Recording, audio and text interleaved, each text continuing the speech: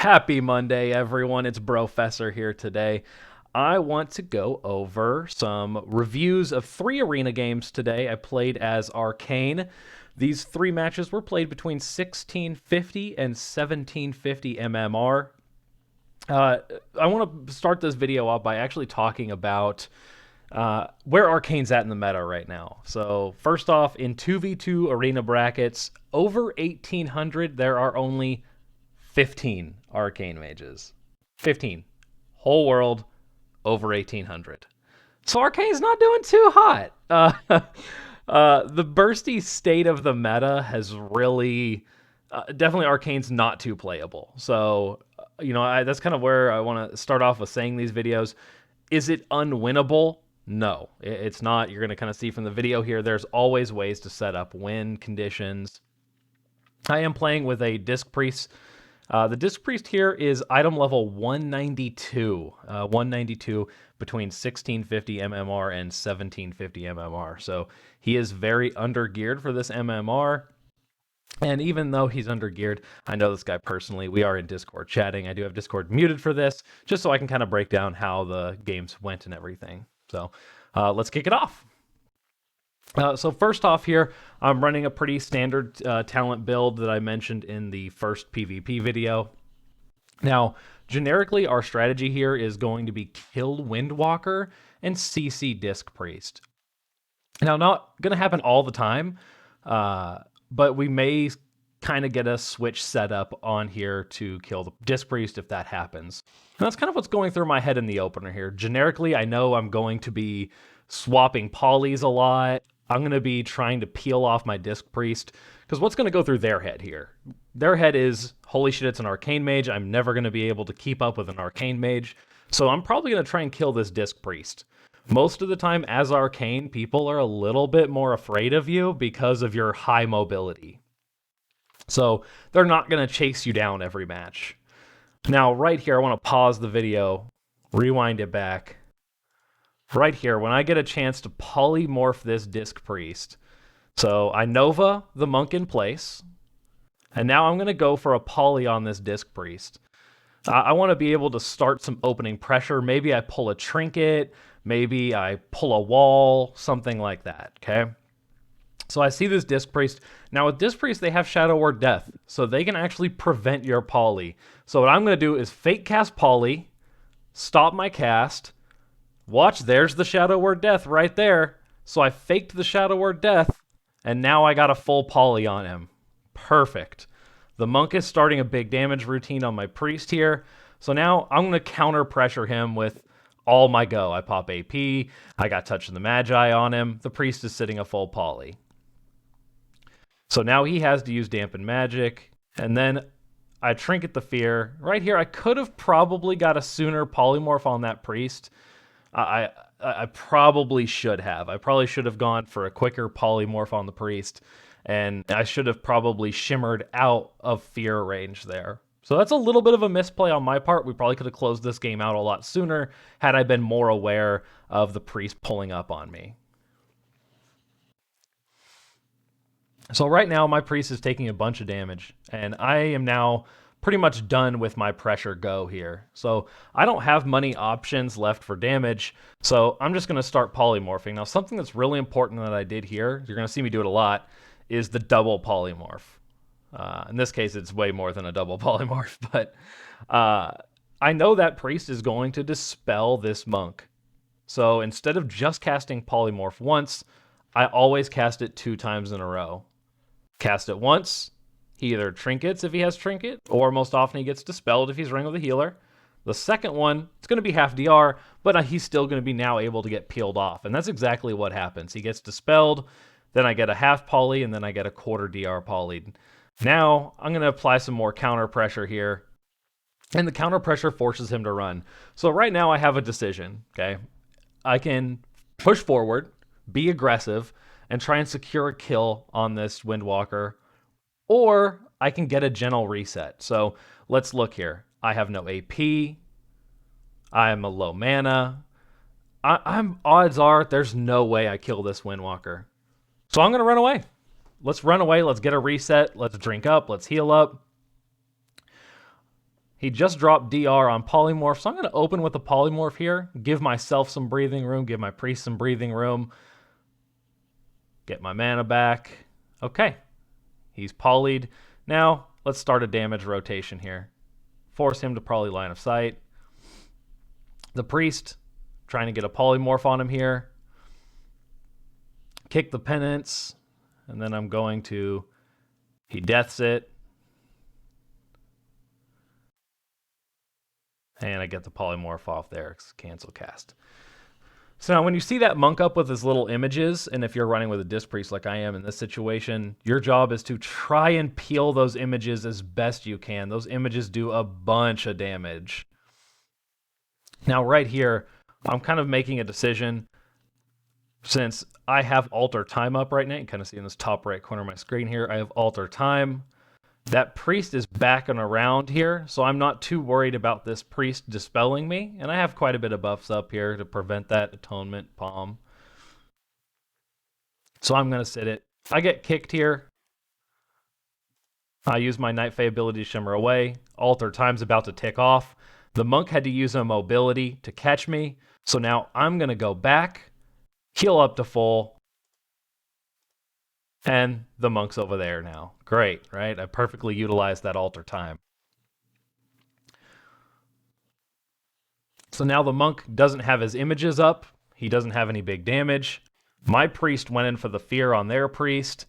He does have Trinket available. We have no DRs going on Poly. So this is kind of my time right here where I'm like, oh shit, let's get some damage. Now the priest does use Rapture here, so he counters our damage with a defensive. And I'm taking a bunch of pressure right now, so I'm trying to get out of there. There's a Temp Shield, so I'm going to get a little bit of a heal from my Temp Shield here, but not a lot. And I am just running and trying to kite. So whenever they're using their big damage, I need to get the fuck out of there. Now, right there, that was a little bit of a misplay. I used invisibility a little early or a little late, depending on how you want to look at it. So when you come out of invisibility, you get a little buff. A little buff for 3 seconds, you take 60% reduced damage. So I used it. I thought he had more mobility left. So I thought he was going to be able to keep sustained pressure on me. So I used invisibility when I didn't need to because I didn't take any damage. Where I should have used it, 10, 15 seconds ago when I was taking that massive burst window. It doesn't matter if you get the invis portion, you get the 60% damage reduction buff. So that's kind of the important part there. For 3 seconds, you might get 60% damage. So I used it a little awkwardly. Now here, my priest is low on mana, and I believe he's calling for some mobility get out. So I use Mass Invisibility. Mass Invisibility here. Now my priest is unseeable. He can't be caught. So he can rotate freely around the map. And I can rotate freely since I've got my invis up as well. So unfortunately, the monk does get my priest out. But I'm going to get some polys going. Now he got a fear, so right now I've got a little bit of a burst go. So I'm going to pop my touch, and I'm going to start damage. My priest pops Dark Archangel, I think, sometime around here, eventually. Now the monks, this is a situation that's entirely different than that last one, right? So back there previously, when I didn't want to chase, the priest was in a bad position. So they were both behind the pillar. Here I've got the monk isolated behind a pillar and the priest is out in the open. So I know I can probably get more crowd control out. I'm not too worried about the monk self-healing. And my priest is out in the middle and maybe he can get some mind controls or something like that. And their monk is under a lot of pressure. So I'm actually going to shimmer in and I'm going to force some damage to come out. I'm probably going to take some damage too here. So I alter time right now, but he swaps off of me. Kind of unfortunate. Definitely not the best situation. Because that's pretty much what's going to happen there. I should have cancel aura'd my alter time. Because I lost some damage uptime there. Note how I go for the polymorph again there on the Windwalker. The priest, he used his Shadow or Death. So now I have a free poly. He tries to get around. I'm going to use my shimmer to get around the pillar there. So probably not going to get a kill set up here, but we do have both trinkets pulled. We have all major defensives pulled. My priest gets a good fear out right there, so I stop cast to make sure I don't break any damage on that fear. The priest, I try to get the juke, but unfortunately he's smarter this time. He knows I'm going to juke, and he waits, holds it, and then he uses it afterwards. So he got a little smarter. So right here, my Disc Priest is now out of mana.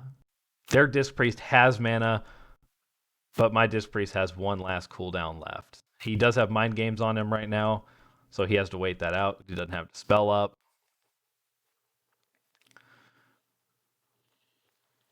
So right here, we're in a dangerous spot, and so are they. They're low.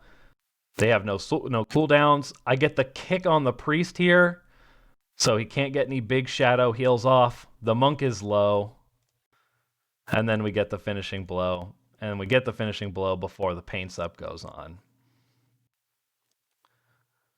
So really here, note how much I use crowd control, even on our kill targets. Windwalker ate a bunch of polys every time he was off DR when I didn't have a kill setup. I did not chase the Windwalker when he ran behind a pillar if his Disc Priest was with him.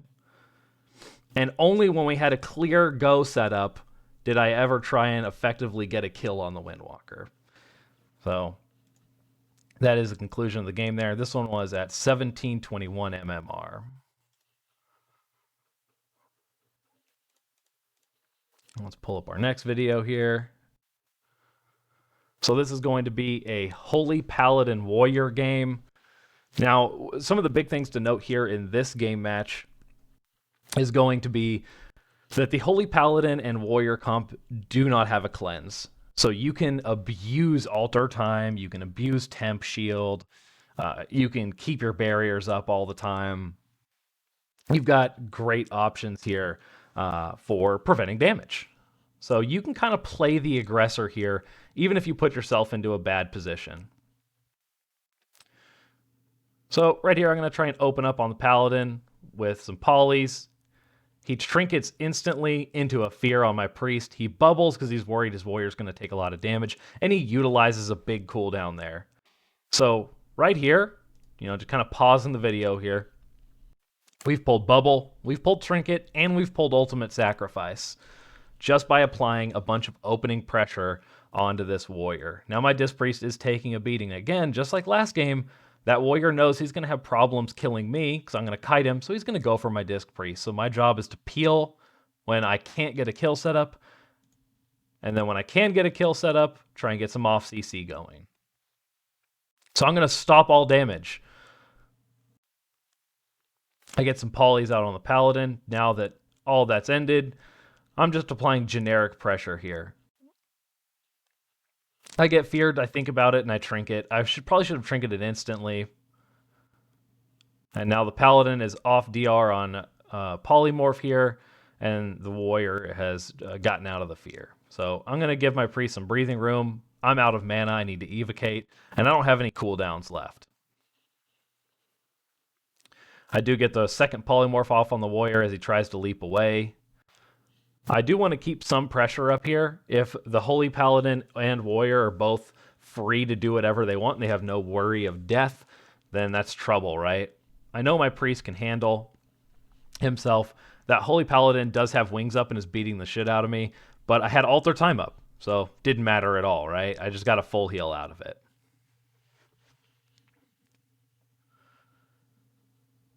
So now my Priest is taking a little bit of pressure, so I'm going to get a poly on the Warrior. I'm going to swap it back onto the Paladin since the Warrior is DR'd on Fear.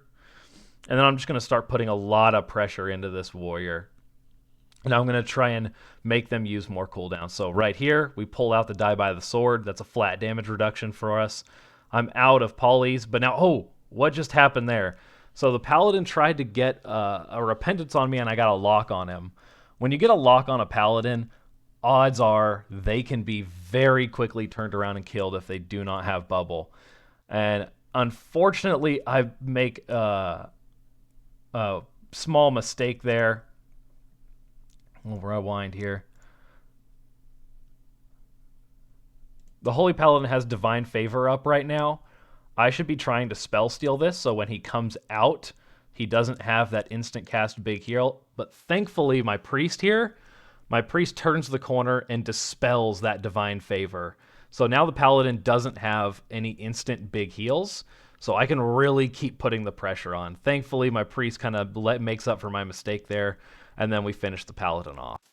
Quick swap. I got a lock on the paladin.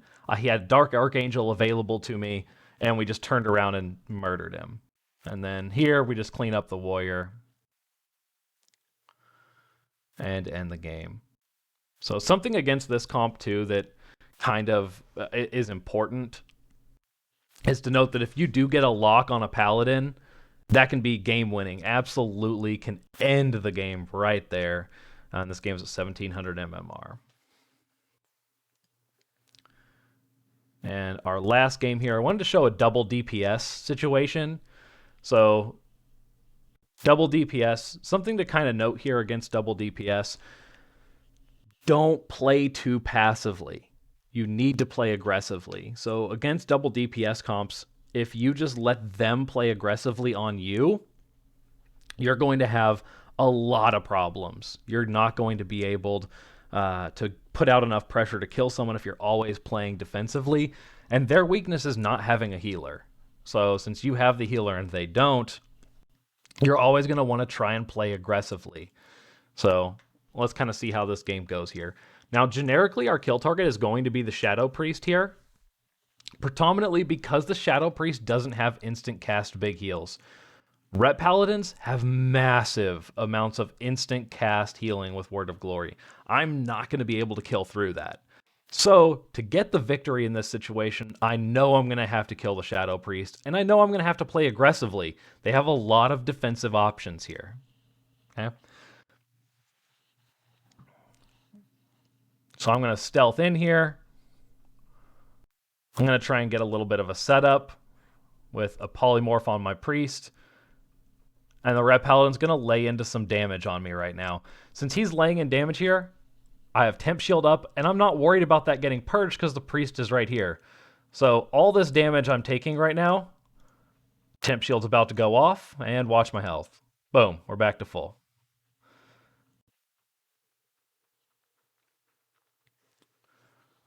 So now I'm going to start going for my true kill target here, the priest. He pulls out a silence because he sees the arcane missiles going. That's on a clear cast. So now I've got the silence out of him. So now I can really put some pressure here. So first thing I'm going to do is I spell steal that power infusion the second he cast it, right? So now my priest gave me Dark Archangel. I've got a clear cast ready, and I've got power infusion. So I'm ready to go right now. The Paladin is in a CC. So what am I going to do? First thing, I'm going to turn this corner, Touch of the Magi, AP. I've got everything on this guy. He is going to take a ton of damage. And look at the missiles fly out, and there it is. Beautiful kill setup, tons of damage, and he just gets dropped by an execute. He didn't even have time to react with anything. And that game was played at 1720 MMR. So kind of to summarize here, just going over some final things, is when you're playing the 2v2 comp of Disc Priest and Arcane Mage, remember it's important to kite away.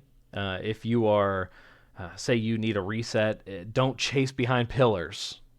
Do not chase behind pillars. If you get a lock on a healer, there's always the viability to swap to the healer and get a kill. Really make sure you're shimmering away, you're using your altar time, you're using your temp shields, preventing as much damage as possible. I want to thank everyone for watching, and hopefully I'll be able to make some more PvP videos featuring Arcane and maybe some Fire videos. It's definitely a lot easier to do Fire in Arena right now if you're looking to push rating. But if you like Arcane, it's still viable. In 2v2, I would probably find a healer to start with. Healers are going to make it a little bit easier if you're just getting into Arcane PvP, mainly because healers make it a lot easier for you to make mistakes. You make a mistake, a healer can kind of offset some of that damage, and then hopefully you can push some rating. Anyways, everyone have a great day and a great start to the week. We'll see y'all next time.